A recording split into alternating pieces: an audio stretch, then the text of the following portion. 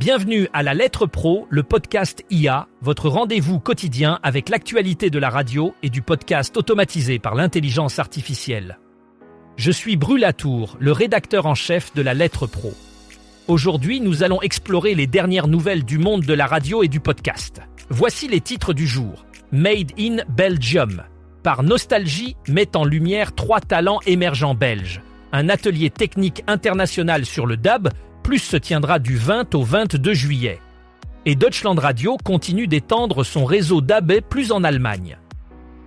Nous vous parlerons aussi de l'événement 100% Radio Live, qui revient à Pau le 23 juillet, du défi qu'ont les podcasts à émerger, de la parution du 215e numéro de La Lettre Pro l'hebdo, des audiences en Guadeloupe et Martinique, du rôle de Clara Fontana en Nouvelle-Calédonie, et enfin, de l'accueil de 37 nouveaux talents par Radio France. Nostalgie Belgique met en avant la scène musicale locale avec son initiative Made in Belgium. Ce projet offre une plateforme à 3 artistes émergents pour présenter leurs talents au grand public. En mettant l'accent sur la musique belge contemporaine, Nostalgie cherche à favoriser la découverte et la promotion de nouveaux talents. Les artistes sélectionnés bénéficieront d'une visibilité accrue grâce à une campagne de diffusion sur les ondes de la station. Cette initiative s'inscrit dans une volonté de soutenir la scène musicale belge et de permettre aux artistes de se faire connaître au-delà des frontières nationales. Les auditeurs auront l'opportunité de découvrir des sons innovants et de suivre l'évolution de ces talents prometteurs. Made in Belgium témoigne de l'engagement de Nostalgie envers la musique locale et de son rôle dans la promotion de la diversité musicale. Du 20 au 22 juillet 2026, un atelier technique international se concentre sur le DAB+. Organisé par le World DAB, l'Asia Pacific Broadcasting Union et l'Arab States Broadcasting Union, cet événement se tiendra sous forme de webinaire quotidien de 10h à 11h30. Heure d'Europe centrale. Il rassemblera des diffuseurs, opérateurs de réseau, régulateurs et experts pour discuter des dernières avancées technologiques et des meilleures pratiques en matière de radio numérique. Bernie O'Neill, directrice de projet chez World DAB, souligne que cet atelier vise à renforcer la présence de la radio dans les voitures connectées, à établir un cadre politique favorable à la transition vers la radio numérique et à s'assurer que les investissements dans le DAB+ soient pertinents pour tous les diffuseurs. Les participants exploreront les récentes évolutions technologiques, les stratégies de déploiement et les tendances actuelles du secteur. Chaque session se terminera par une session de questions-réponses permettant un échange direct avec les intervenants. Deutschland Radio continue d'étendre son réseau national DAB+ en Allemagne, une initiative qui s'inscrit dans la stratégie de développement numérique de la radio publique allemande. Avec cette expansion, Deutschland Radio vise à assurer une couverture DAB+ encore plus large, améliorant ainsi l'accès à ses programmes pour un plus grand nombre d'auditeurs à travers le pays.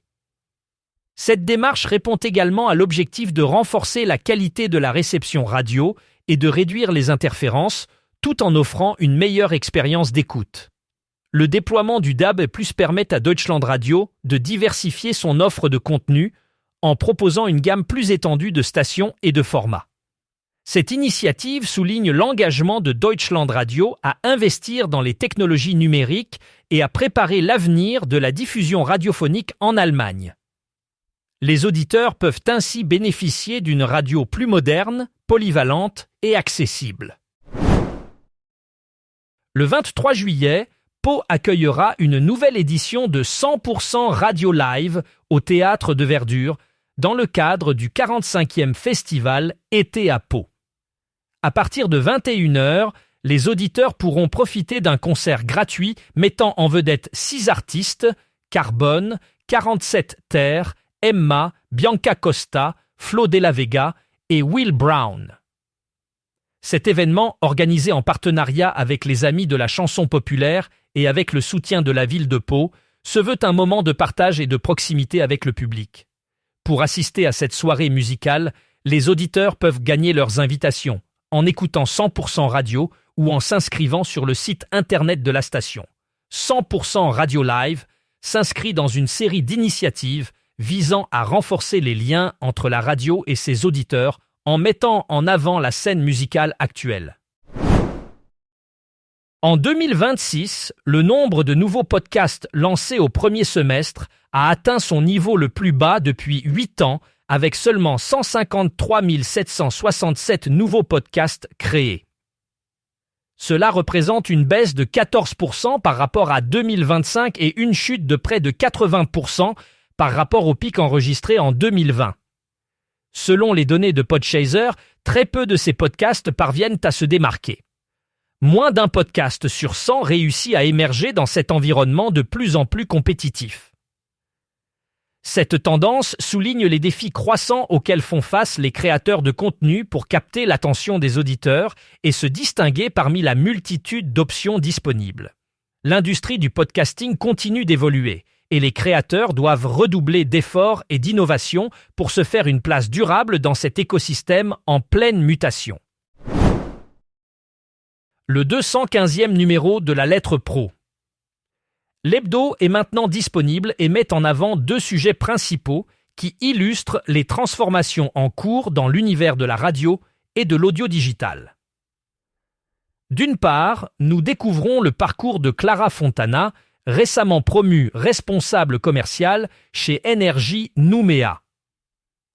Elle joue un rôle crucial en aidant les entreprises à naviguer dans un climat économique toujours tendu en Nouvelle-Calédonie.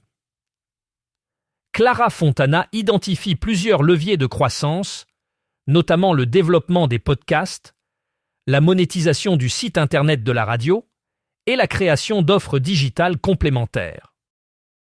D'autre part, l'édition de juin 2026 d'Insight by la Lettre Pro de la radio est également mise en avant.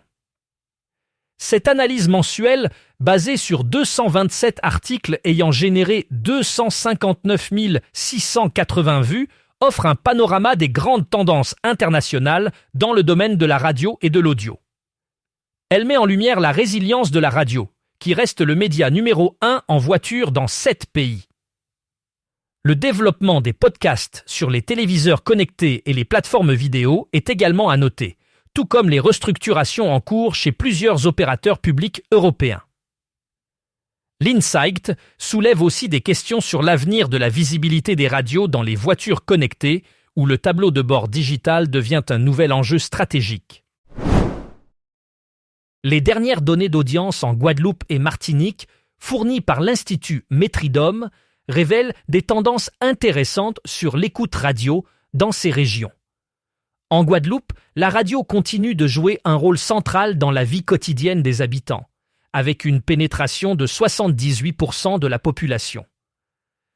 Les stations locales dominent le paysage, avec RCI Guadeloupe en tête, captant une part d'audience significative grâce à sa programmation diversifiée et son ancrage local fort. En Martinique, le taux d'écoute radio atteint 75% et RCI Martinique se distingue également comme leader. Ces chiffres montrent l'importance des stations locales qui réussissent à fidéliser un public en quête de contenu pertinent et proche de leurs préoccupations quotidiennes. Le rapport souligne par ailleurs une légère baisse de l'écoute de la radio traditionnelle compensée par une augmentation de l'écoute numérique, reflétant une transition vers de nouveaux modes de consommation audio. Clara Fontana a récemment été promue au poste de responsable commercial chez Énergie Nouméa, où elle joue un rôle crucial en aidant les entreprises à naviguer dans un climat économique tendu en Nouvelle-Calédonie. Forte de son expérience, elle vise à établir des relations de confiance avec ses clients, leur proposant des stratégies de communication sur mesure pour répondre à leurs besoins spécifiques. Clara Fontana se concentre sur le développement des podcasts, la monétisation du site internet de la radio et la création d'offres digitales complémentaires. Son approche innovante et personnalisée permet aux entreprises de surmonter les défis économiques actuels en optimisant leur présence médiatique et en renforçant leurs liens avec le public. Grâce à ces efforts, Énergie Nouméa espère non seulement soutenir ses partenaires commerciaux, mais aussi contribuer à dynamiser l'économie locale en ces temps incertains. Radio France a récemment accueilli 37 nouveaux talents au sein de son Académie des antennes.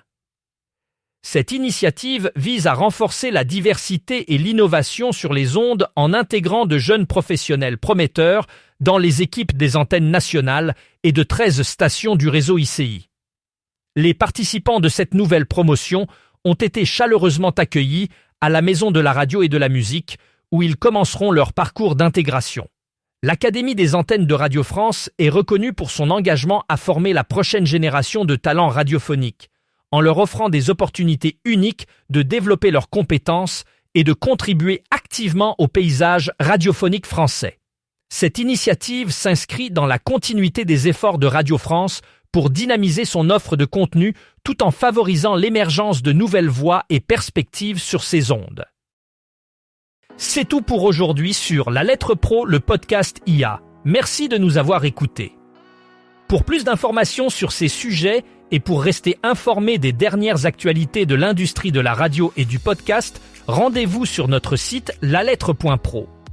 Vous pouvez également vous abonner à notre newsletter quotidienne pour ne rien manquer des développements futurs. À demain pour un nouveau rendez-vous avec l'actualité du monde radiophonique.